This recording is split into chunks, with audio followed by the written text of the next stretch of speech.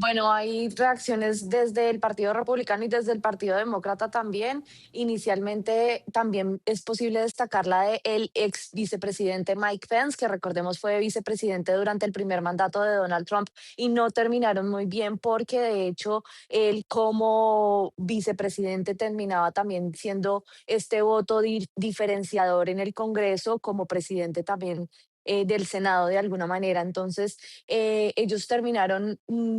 en enemistad debido a que él decidió certificar la victoria de Joe Biden en las elecciones de 2020, con lo cual pues básicamente rompió filas con el presidente Donald Trump en ese momento que pues reclamaba un supuesto fraude. Sin embargo,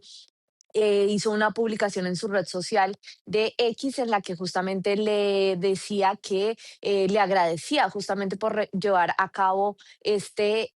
ataque a Irán y justamente este respaldo que ha recibido el presidente. Por supuesto que llega desde el Partido Republicano, el presidente de la Cámara de Representantes, el republicano Mike Johnson, también defendió la operación y defendió justamente estas críticas que también, como lo comentabas con los invitados, se han generado especialmente por parte del Partido Demócrata por el hecho de que el presidente haya decidido lanzar este ataque sin recibir la autorización previa del Congreso. Entonces, justamente pues lo que hay que decir y vamos a entrar un poco más en detalle a explicar esta polémica porque gira en torno a que la Constitución tiene una ley que establece que es el Congreso el que tiene el poder de declarar la guerra y son bastante vehementes en esto debido a que esta ley de poderes de guerra justamente pues está destinada a limitar la facultad del Poder Ejecutivo de Estados Unidos de declarar justamente a Estados Unidos como en una guerra y en un conflicto armado y pues esto es parte de la idea de los padres fundadores de tener este sistema de contrapesos de los poderes en Estados Unidos. Entonces lo que establece específicamente esta ley es que la Casa Blanca debe notificar de este despliegue de tropas o de este operativo en otro país a las 48 horas del mismo y solicitar autorización de los senadores y de los representantes para enviar justamente tropas al extranjero. Así que, pues, senadores de ambos partidos, hay que decirlo, pero pues especialmente del Partido Demócrata, han lanzado estas críticas, denuncian que ese no fue el caso, por lo que de hecho, la Casa Blanca tuvo que salir a informarnos a los periodistas que el secretario de Estado, Marco Rubio, había convocado a una reunión el martes en la Casa Blanca. Esta reunión notificó a un grupo de legisladores de ambos partidos que se conoce como la pandilla de los ocho, el grupo de los ocho, que son representantes de ambos partidos que tienen influencia dentro de sus comités, dentro de sus grupos y pueden justamente movilizar los votos de los legisladores hacia un sentido u otro y, por ejemplo, en el pasado han trabajado a favor de y trataban de impulsar medidas migratorias. De hecho, el secretario de Estado, Marco Rubio, hizo parte de esta pandilla de los ocho cuando él era senador. Así que, pues, este grupo, de hecho, en este momento, pues, está constituido por el presidente de la Cámara de Representantes, Mike Johnson, también el líder de la minoría demócrata en la Cámara, que es Hakeem Jeffries, y pues los senadores republicanos John Thune, el demócrata Chuck Schumer, Rick Crawford y Jim Hames. Ellos justamente son pues estas personas que tienen algún tipo de influencia, están los líderes de la mayoría y de la minoría en cada una de las cámaras del Capitolio y lo que hay que decir, sin embargo, es que Hames, que representa a el estado de Virginia, lo que había dicho era que salió a decir en horas de la tarde que sí habían sostenido esta reunión y que sí habían discutido sobre la situación en Irán, pero que él le había dicho directamente al secretario de Estado, Marco Rubio, que pues unas acciones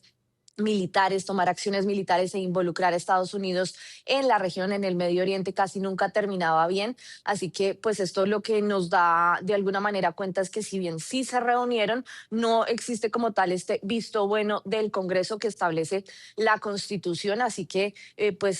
también en este sentido se notificó que el Pentágono también, el secretario de Guerra, Pete Hegseth, le informó también al Comité de Inteligencia de Servicios Armados, pero ya cuando el ataque pues estaba en curso. Así que estos dos hechos, la notificación por parte de Rubio a el comité, al grupo de los ocho y del Pentágono a este comité, pues sí cumplen con esta estipulación, este hecho de informar, pero no constituyen desde luego una autorización del Congreso. Así que,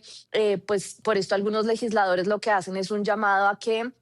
se active, se convoque, se invoque esta ley esta resolución de poderes de guerra que pues además adicionalmente dice que si no hay una aprobación del Congreso y que es el Congreso como tal el que puede declarar la guerra, las tropas solo se pueden quedar en el extranjero 60 días. Así que lo que podría hacer el presidente Donald Trump si pues decide extender este operativo y esta guerra, como él mismo lo llamó esta mañana, sin la autorización del Congreso. Lo que podría pasar es que algunos legisladores en el Congreso propongan y traten de sacar adelante y voten una resolución para terminar con estas acciones y también para restringir los fondos. Pues sin embargo, pues no está tan claro que tan factible sea esto, pues en primer lugar porque de todas maneras el Partido Republicano sigue teniendo hasta el momento las mayorías en ambas cámaras y pues si bien las elecciones de medio término son en noviembre, pues cuando se cumplan estos 60 días, de todas maneras la composición del Congreso sigue siendo la misma. Así que adicionalmente, gracias a las partidas presupuestarias que se aprobaron el año pasado en este megaproyecto de ley del presidente Donald Trump, que él bautizó la gran y hermosa ley. Pues los fondos para el año fiscal de 2026 para defensa pues superan los 900 millones de dólares y pues recordemos que también Estados Unidos es el país que más invierte en defensa, así que pues es poco probable que se vayan a congelar o que se vaya a quedar sin fondos de todas maneras para proseguir, a pesar de que no cuente eventualmente con la aprobación del Congreso de esta declaratoria de guerra como tal. Así que, pues por otro lado, de todas maneras, el presidente Donald Trump lo que tiene que hacer es entrar a estudiar y medir qué impacto podría tener este hecho en estas elecciones de mitad de mandato, si bien por ahora mantiene entonces estas mayorías, si se consideran estas elecciones de noviembre como una suerte de referendo a la gestión del mandatario que sea que esté en la Casa Blanca. Y de hecho, revisando algunas encuestas y revisando históricamente, si por ejemplo, si un presidente tiene un índice de popularidad bajo para el tiempo, para el momento en el que da el discurso del Estado de la Unión, que fue justamente también recientemente, si esta cifra de popularidad es baja, la tendencia generalmente es que también el partido de la Casa Blanca, el partido que está en la Casa Blanca, pierde las elecciones de mitad de mandato. Esto, la única excepción en los años recientes ha sido justamente la del presidente, el expresidente Joe Biden, que tenía bajos índices de popularidad, pero sin embargo el Partido Demócrata logró ampliar sus mayorías en las elecciones de medio término de ese año debido pues al contexto justamente también que era excepcional, era el contexto de la pandemia y también pues había estas protestas en contra de la inequidad racial y la injusticia social que invadieron y de alguna manera se salpicaron por varias ciudades de Estados Unidos. Así que esto de todas maneras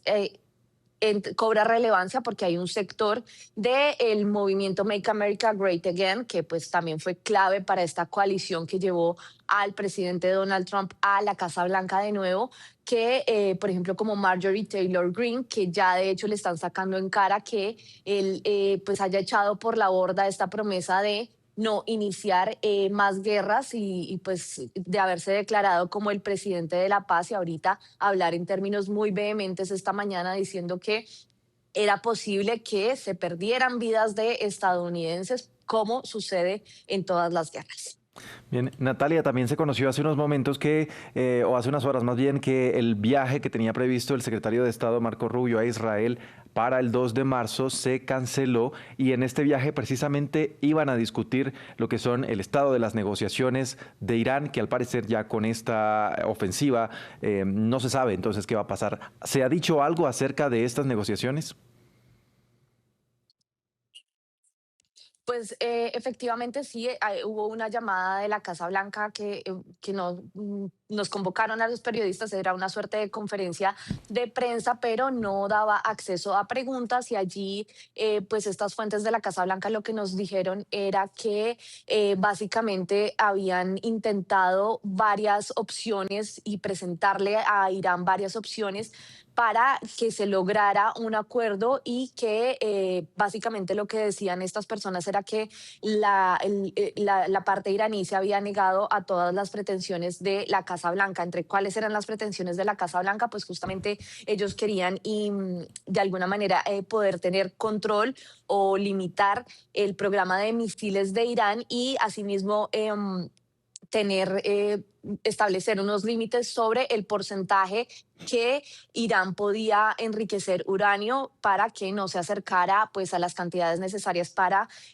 producir, para fabricar un arma nuclear. Así que en este sentido lo que nos decían estas fuentes de la Casa Blanca es que le habían dicho, por ejemplo, a Irán que había muchos países en el mundo que contaban con estos programas de nucleares que pues eran seguros para el uso civil y que en virtud de estos